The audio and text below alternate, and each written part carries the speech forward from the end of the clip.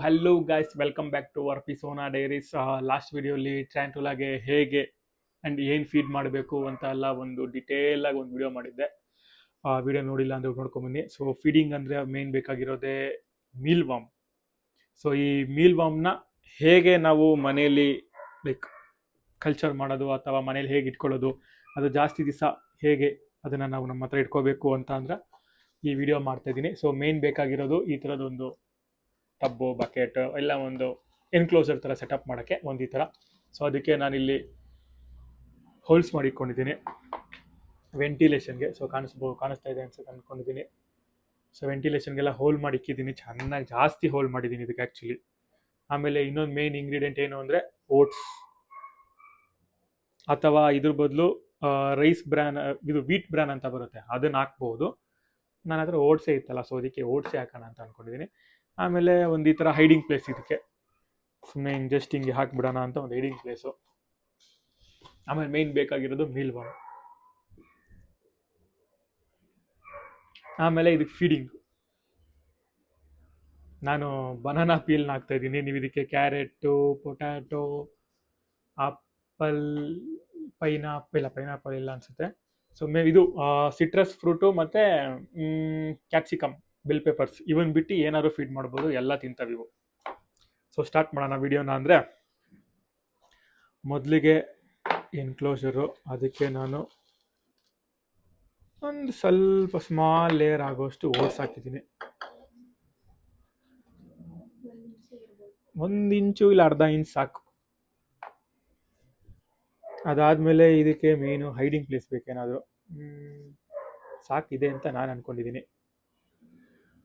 ಚಿಕ್ಕದಾಗಿ ಒಂದು hiding place, ಹಾಂ ಅಷ್ಟೇ ಗೈಸ್. ಅದಾದಮೇಲೆ ನೋಡ್ರಿ ಮೀಲ್ ವಾಮ್.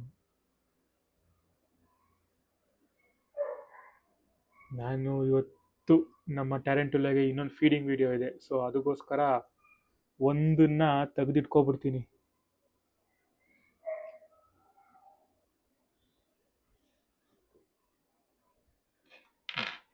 ಸರಿನಾ? ಸೊ ನಾನು ಒಂದೇ ಒಂದನ್ನು ಸಪ್ರೇಟಾಗಿ ಎತ್ತಿಟ್ಕೊಂಡಿದ್ದೀನಿ. ಈಗ ನೆಕ್ಸ್ಟ್ ಫೀಡ್ ಮಾಡಬೇಕು. ಆಮೇಲೆ ಮಿಕ್ಕಿರೋವನ್ನು ಇದರಲ್ಲಿ ಬಿಟ್ಟುಬಿಡೋದು. ಇಷ್ಟೇ ಗೈಸ್ ಇದ್ರ ಕೆಲಸ. ಮಿಕ್ಕಿದೆಲ್ಲ ಅವೇ ಮಾಡ್ಕೋತವೆ. ಆಮೇಲೆ ನಾವು ಇದಕ್ಕೆ ಫೀಡಿಂಗ್ ಹಾಕಬೇಕು. ಫೀಡಿಂಗ್ ನಾನು ಸದ್ಯ ಇವಾಗ ಬನಾನಾದು ಪೀಲ್ ಹಾಕ್ತಾಯಿದ್ದೀನಿ.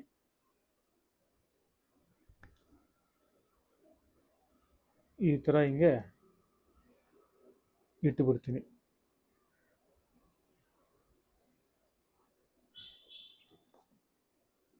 ಇಷ್ಟೇ ಇದರ ಎನ್ಕ್ಲೋಸರ್ ಸೆಟಪ್. ಇದ್ರದ್ದೊಂದು ಚಾರ್ಟ್ ಇದೆ, ಚಾರ್ಟ್ ಸಿಕ್ಕಿದ್ರೆ ಹಂಗೆ ನಾನು ವೀಡಿಯೋದಲ್ಲೇ ಮೆನ್ಷನ್ ಮಾಡಿರ್ತೀನಿ. ಹೇಗೆ ಇದು ಇವಾಗ ಲಾರ್ವಾ ಸ್ಟೇಜಲ್ಲಿ ಐತೆ, ಇದಾದಮೇಲೆ ಪ್ಯೂಪೆ ಸ್ಟೇಜ್ಗೆ ಹೋಗುತ್ತೆ, ಅದಾದಮೇಲೆ ಬೀಟಲ್ಗೆ ಹೋಗುತ್ತೆ.